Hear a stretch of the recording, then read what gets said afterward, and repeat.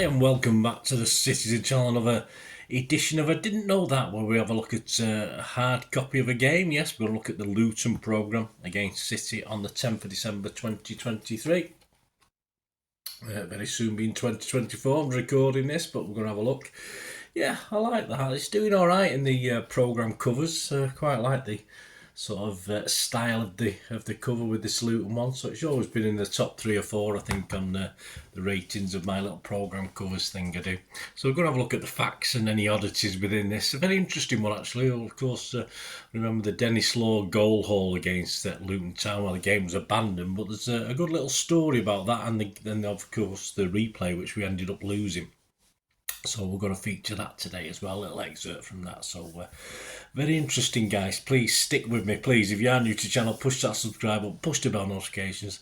Everything City, past and present, of course. An eclectic mix of stuff from match reports to previews to things like this. So and even the odd quiz. Certainly one a month at the moment. One a month City quizzes. So check that out if you can, guys. It'd be great to have you on board, and leave us your comments on this, on programmes or anything to do with City. It'd be great to hear from you, and I will respond or give you a little thumbs up if need be, or if you can smash that little like button for me as well for this vlog, be very appreciative. Yeah, as I said, a nice cover. It's a compact 84 pages, a lot of adverts in it, but it's not something we look at now in this new little way of looking at the programmes.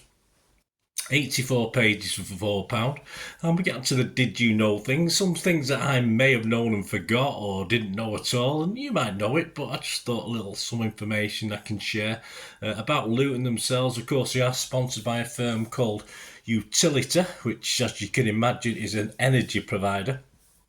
Interesting enough, every shirt sale they make, £2 of the monies go towards a Luton food bank charity, so that's all well and good. Mobility service provider Free now sponsor the sleeves, like they have a sleeve sponsor, and travel and leisure company TUI, of course, named Luton's training wear sponsor. It is quite hard to believe with Luton that it was only season 2013-14 that they were Conference Premier League champions, and not look at them now, hey? That's not a bad rise, is it? During their conference days, of course, played various teams City would never likely come across playing, and there's a little piece by their historian on an alphabet, if you like, and they got up to the letter H. So they played 5 teams in the conference years, with teams that started with the letter H, and only one of them we've actually actively played ourselves. One I thought we had, but I can't see any record of it, because obviously it was a familiar name to me. The 5 H's that Luton had played: Hayes and Yeading United. Yeah, I don't think we played them. Yeah, the next one was Hereford. Yeah, and I did search, and we've played them at under 18 level in the FA Youth Cup, etc. But I can't find that we've had a competitive game against Hereford, even though, as we know, a familiar name to most of us. Another team perhaps we should have played, but we haven't. Hyde, not Hyde United, it just says Hyde, so I'm not too sure if it's the same one, but we've not played those. Histon, Histon, we've not played them at all. And the only one we have played is one that gives me nightmares, and many City fans nightmares to this very day, of course. If you can think of another team that begins with H that would give us nightmares as City fans, yeah, well, you probably guessed it, haven't you? The mighty Halifax, of course, who still haunt us to this day. What about Luton and City? I said, not surprisingly or unsurprisingly, the 1-0 win on the 14th of May 1983 at our place, which, again, like Halifax, haunts City fans of a certain age, that doomed us to relegation, of course, and saved Luton Town themselves that day, of course. It was a do or die for them. We only had to draw, and we made a mess of that, didn't we? And one thing I didn't realise was that, or I did realise and I'd forgotten, was that Paul Walsh, of course, who would come to us a few years later, was playing for Luton Town that day. And of course, manager David Pleat, we had that famous thing of him bouncing on the pitch and quickly bouncing off as the fans were a little bit angry, to say the least. His father-in-law had actually died on the day before the game. Luton, of course, had beaten us, and again, something else we tend to forget. It wouldn't have mattered really if we'd drawn at Kenilworth Road or got a victory, but they'd actually beaten us earlier that season at Kenilworth Road on the 11th of December. Paul Walsh himself had scored the opening goal. David Cross equalised for us, but Steen made it 2-1. And yes, Asa Hartford put through his own goal to give the Hatters a 3-1 win. So that I say that was also very important in the counting up of the points. So it wasn't just a game at Main Road, but we probably lost it at Kenilworth Road as well that season. Image of the day. Well, I've got images this week in the Camera Never Lies feature. There's a great image there of City versus Luton, the coin toss at Main Road in the FA Cup Round 4 game on the 25th of January 1936. No, I wasn't there, so don't start. First Division City then beat then Third Division Luton Town 2-1 in front of a crowd of 65,978. Yes, we had some cracking crowds in those days. It may be, I think it's Sam Barker's the captain, but I can't be overly sure. I know Sam Cowan was the captain up to the season before, but I'm not too sure if Sam Barker's was captain by then, because he did captain the City title-winning team, of course, the season after. So it could be Sam Barker's, but please, if you know anything different, I put this out on Twitter as well. So, if you know anything different, just let us know, guys. I'm not 100% sure if that is Sam Barker's or not. And also some from the Hatters Rewind feature. We've got Luton 3, City 1, an FA Cup 4th round match on the 1st of February 1961. But of course, that was a replay for an abandoned game, a very, very famous abandoned game. So I'll go to the programme to take up the story on this one. I found it very, very interesting. I hope you do too. On this Hatters Rewind, club historian Roger Wash looks back to the time that Dennis Law created an unwanted record, of course. And let me just get this one. It was the 1st of February 1961. So even I wasn't even 2, so I certainly wasn't there. But yes, I was probably eating coal in the back garden, if I remember rightly. Anyway, I don't remember, but that's what I did.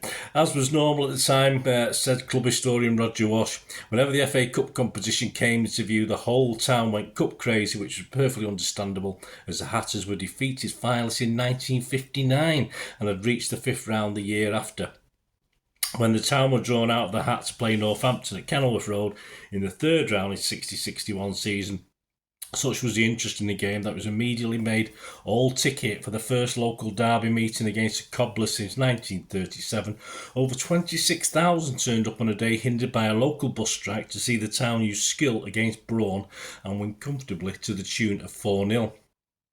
The reward was another home all-ticket affair with top-flight Manchester City, the visitors for the 3rd time in 8 years in the competition. City ominously boasted the mercurial Dennis Law, who had become the most expensive player in the country when transferred in from Huddersfield the previous year for a staggering £53,000.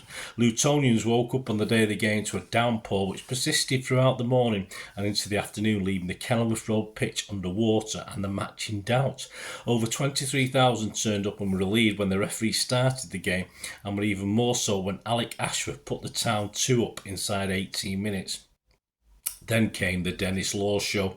Gliding over the surface, Law nested a hat-trick by half-time and repeated the feat in the second half before the rain got steadily worse, leading to the referee calling the players off after 69 minutes, with City leading 6-2. It had been repeated over the years that the referee only intended to keep the players off the pitch until the rain had subsided a little, but showing admirable quick thinking, the Luton players leapt into the bath when the officials decided to restart the game. A quick visit to the Luton changing room left them with little alternative but to abandon the game. Cheats. Disgraceful. The replay took place on the following Wednesday afternoon due to complaints by City's German goalkeeper Bert Troutman that the Kenilworth Road floodlights were not good enough. The midweek afternoon kick-off kept the crowd down to 15,583, who saw a Kenilworth Road pitch turned from a waterlogged but even surface to thick sticky mud which would hold the ball up. Bob Morton was recalled to the side to man Mark Law, while John Groves was told to shadow City's playmaker George Hanna. City were naturally unchanged. This time the town went 2 up in 22 minutes, with Ashworth taking advantage of a poor clearance from City's defence to ram the ball past Troutman and then unselfishly setting up Jim Fleming to tap home. Law was again on the score sheet just before half-time when he made sure that a Joe Hayes shot that had already beaten Jim Standen in the Luton goal crossed the line.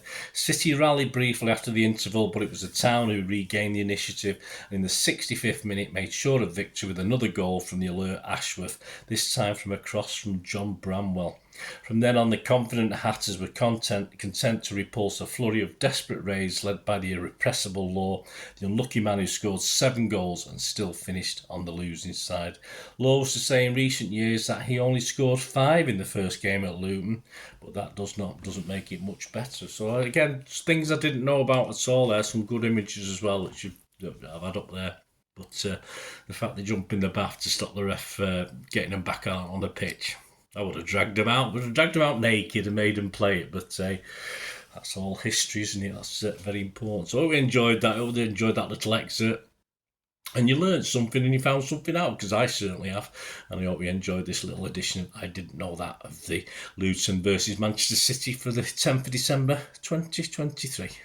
Let us know your comments, guys. It'd be great to hear from you. Till we meet again, that's one thing, don't I? Please stay safe, Blues. Come on, City. Bye for now.